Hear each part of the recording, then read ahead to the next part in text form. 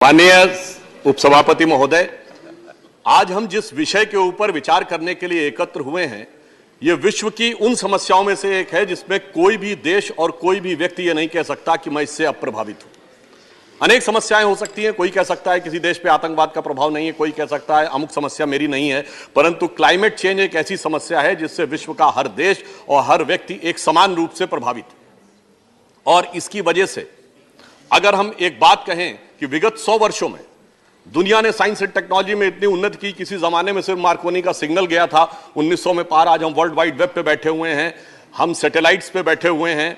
इतना ही नहीं, सेलुलर माइक्रोबायोलॉजिकल रेवोल्यूशन हो गया, क्वांटम रेवोल्यूशन हो गया। कहा जाता है कि we are at the cusp of a glorious age in the documented history of mankind. परंतु दूसरी तरफ विगत 100 वर्षों में टेम्परेचर 1 डिग्री बढ़ा है और 5 सबसे गर्म वर्ष पिछले 30-35 वर्षों में रिकॉर्ड किए गए हैं। और इस प्रकार की आशंका है कि अगर हमने कुछ नहीं किया तो अगले 100-150 वर्षों में हो सकता है कि मनुष्य जाति के एग्जिस्टेंस पर ही क्वेश्चन मार्क लग जाए। It never happened in the documented history of the mankind. So we have to decide whether we are at the cusp of a glorious time or at the cusp of a precarious time. हम एक शानदार स्थिति की तरफ हैं या एक खौफनाक स्थिति की तरफ हैं। और इसी पर विचार करने के लिए दुनिया ने सबसे पहले, आप सबको याद होगा 1992 में रियो डी जेनेरो में अर्थ समिट हुई, फिर 1997 में क्वेटो, जो क्वेटो प्रोटोकॉल हम सब जानते हैं, 2009 में कोपेनहेगन हुआ, 2015 में COP21 पेरिस में, और अभी हाल के वर्षों में ग्लासगो, और अभी पिछले महीने ही कुछ दिन पूर्व ही माननीय मंत्री महोदय शर्म अल शेख में जो कार्य करके आए हैं, यह दर्शा रहा है कि पूरी दुनिया और भारत इस विषय को लेकर कितनी गंभीरता के साथ सजग है। परंतु जब हम विचार करते हैं कि समस्या इतनी बड़ी है तो उस पर विचार भी उतना गहन होना चाहिए। मैं स्मरण दिलाना चाहता हूं कि जब पेरिस में जलवायु का सम्मेलन हो रहा था, पूरी दुनिया के खिलाफ प्रधानमंत्री नरेंद्र मोदी जी ने दृढ़ता से स्टैंड लिया था। तमाम हमारे ऊपर आक्षेप लगे थे कि हम अलग थलग पड़ सकते हैं, परंतु पर्यावरण संतुलन के लिए विकसित देशों के ऊपर एक प्रभावी दबाव बनाने का कार्य भारत सरकार ने किया था। और मैं उसी नवंबर 2015 में मोदी जी का एक वक्तव्य उद्धृत करना चाहता हूं। उन्होंने कहा था, people and planet are inseparable and human well being and the nature are indivisible.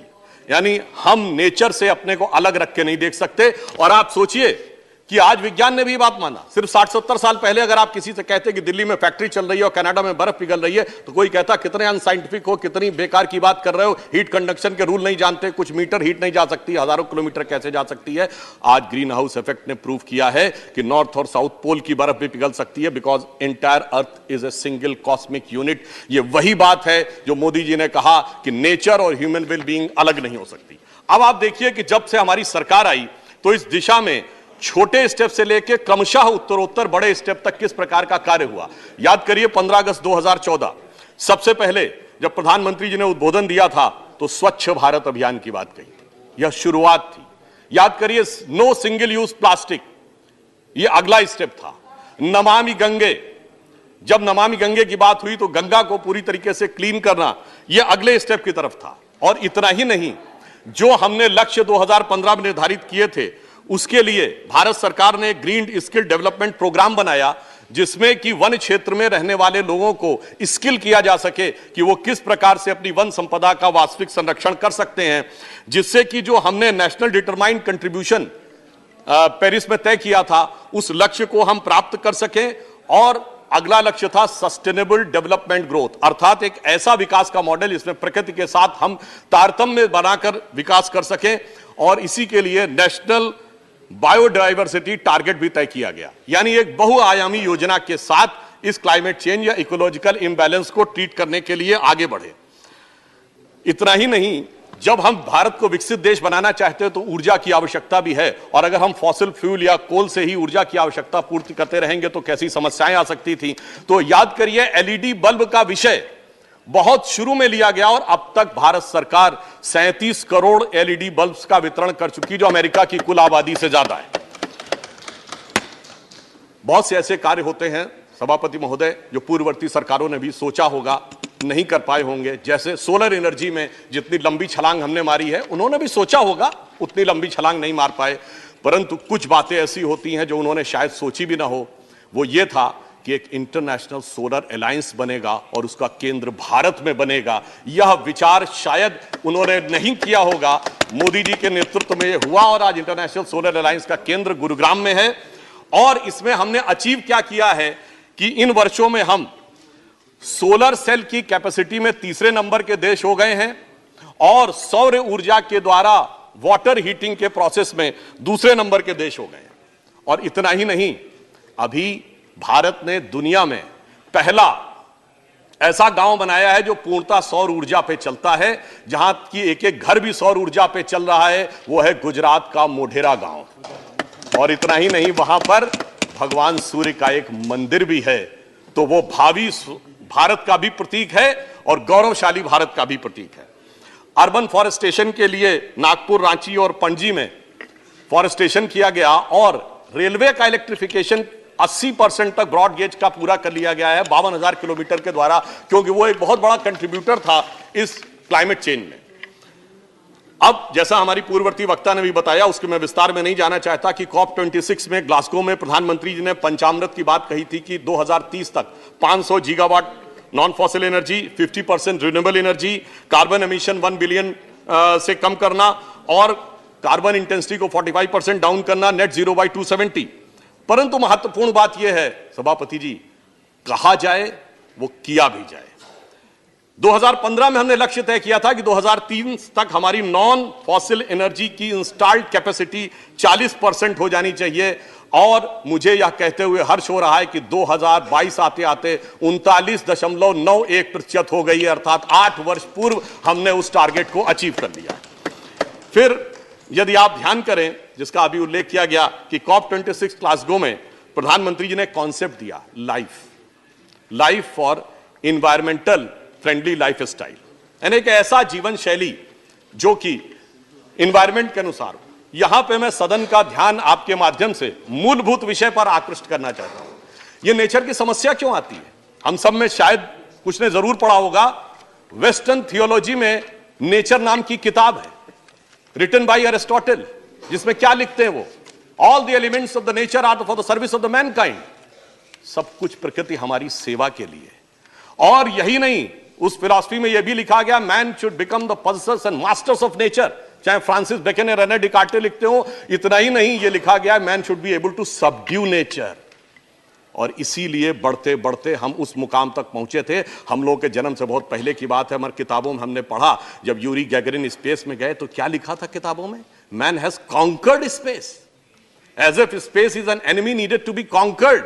इस विचार ने प्रकृति के दोहन को इस सीमा तक पहुंचाया है कि जिसका आग्रह प्रधानमंत्री जी ने किया था कि हमें नेचर के अनुरूप जीवन जीना होगा, तो मैं स्मरण दिलाना चाहता हूं कि भारतीय परंपरा में, गांव में हम जो जीवन जीते हैं, नेचर के साथ उसका कैसा तादात्म्य है, यदि हमें समझ लें तो हमें शायद बहुत कुछ सीखने की जरूरत नहीं हो।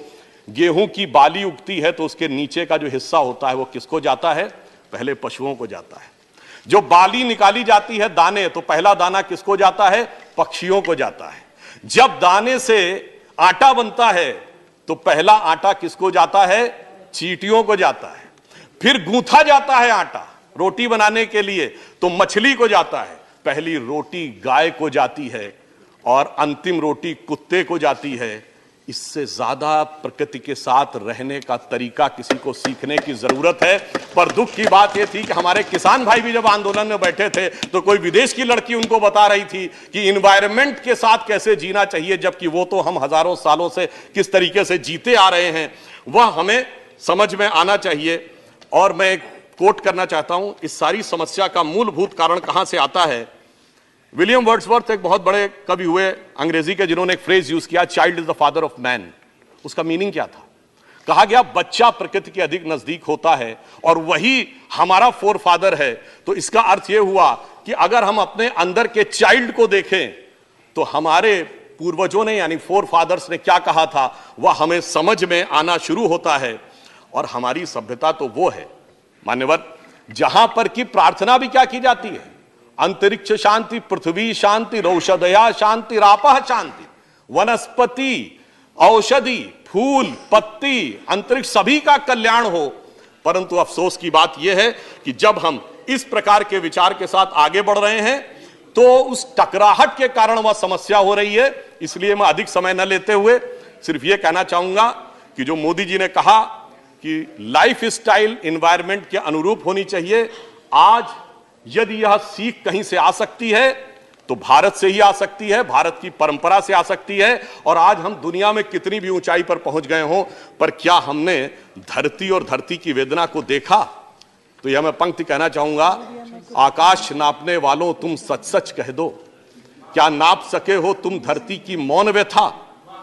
जो दोहन की प्यास से दुखी रक्त प्रकृति की करुण कथा, वो अंतरिक्ष की सुंदरता पर मुग्ध वसुध, वसुध मतलब वसुधा का पुत्र यानी मनुष्य, वो अंतरिक्ष की सुंदरता पर मुग्ध वसुध पैरों के नीचे सिसक रही रसवती धर। जब तक हम इसको नहीं समझेंगे तब तक हमारे अंदर यह परिवर्तन नहीं आएगा। इसलिए मैं सिर्फ यह कहना चाहता हूं, we are the only country in the world and we are the only civilisation in the world which can give an answer to lower down the temperature of the ecological climate and the cultural climate also, because this is embedded in our culture। और हमारी government ने आने के बाद उसको उत्तरोत्तर आगे बढ़ाने का कार्य किया है। इसलिए मैं कहता हूं कि यहां पर संपूर्ण विश्व को दिशा देने के लिए भारत की संसद में जो यह विचार हो रहा है, भारतीय संस्कृति के विचारों के अनुरूप हम आगे बढ़ेंगे तो एक नई दिशा समाज को देने में सफल होंगे। धन्यवाद।